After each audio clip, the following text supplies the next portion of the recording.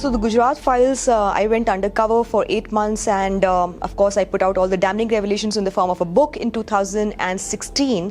And very recently I've got a contract in which all the tapes of Gujarat Files will be made into a film. As far as the question about the BBC reaching out to me, yes, the BBC reached out to me multiple times, but I couldn't speak in it because I had contractual obligations regarding Gujarat Files with another filmmaker, with another documentary.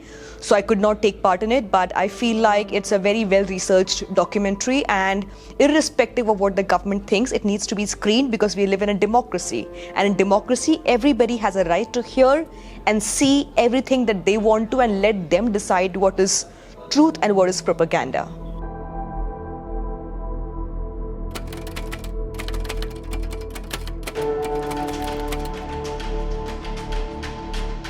India has certainly changed since 2002. So in 2002, the hate politics that we saw in Gujarat is now being replicated all over the country.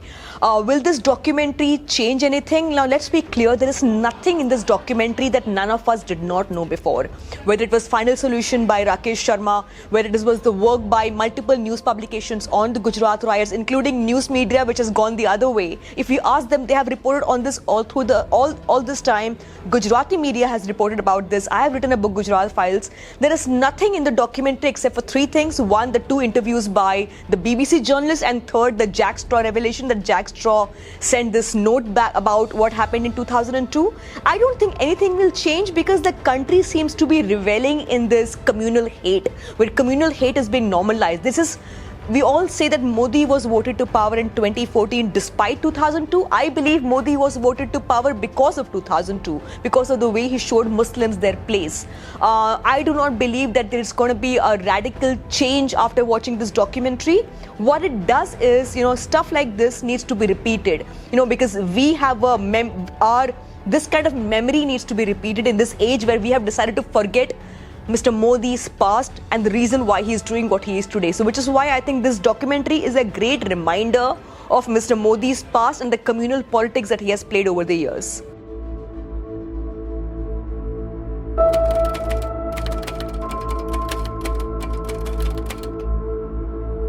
Well, see, there is always a churn in the world. Some days but at this point of time, the right has, when we say that the right is being defeated, we see what's happening in Brazil. When Bolsonaro was defeated, but you saw his fans and his members of his party and others, they just barged into the presidential palace. So then we saw what happened in January 6th at Capitol. So I don't believe that the right wing is on a decline anywhere across the world. If anything, right wing is gaining more precedence, more popularity across the world. And I think it's less to do with leaders, it's more to do with what we think about this. Are we othering the others? Like in the West, why are white supremacists so popular in the West? That's the question the public needs to ask. Why are they feeling victimized despite being in the majority? Same thing Modi is doing in India. He's making the Hindu majority feel like victims in their own country. So when you do that, it's a global phenomena. We saw what happened with the Adanis. If you see the history of Russia, the way Boris Yeltsin was voted into power, the way Putin came to power, the oligarchs have always enabled these dictators. That's exactly what's happening. The connection that Putin has with the oligarchs in Russia is not very different from what Modi has with businessmen and industrialists in India, like the Adanis. Adani investigations, everybody knew, the stock market manipulations, but everybody in the media knew, but nobody wanted to talk about it. And even today with this report, I don't believe that anybody in the media will talk about it, which is where the problem rests. Will the mainstream media in India look at these issues and talk about them?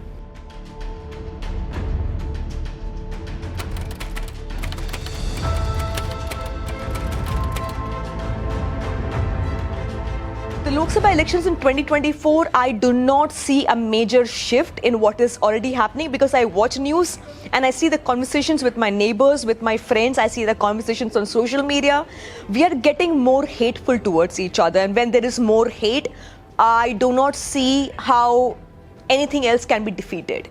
I think people are talking about the Bharat Jodo Yatra. It's a great effort, it's a great endeavor, but it's too little for the times that we live in. I still believe in 2024 it's going to be a Modi game all through because of the politics that is being practiced throughout. I think we will need a concerted effort for the right thing to happen, for justice to happen, only when the mainstream media in India, which has been completely captured, does the right thing.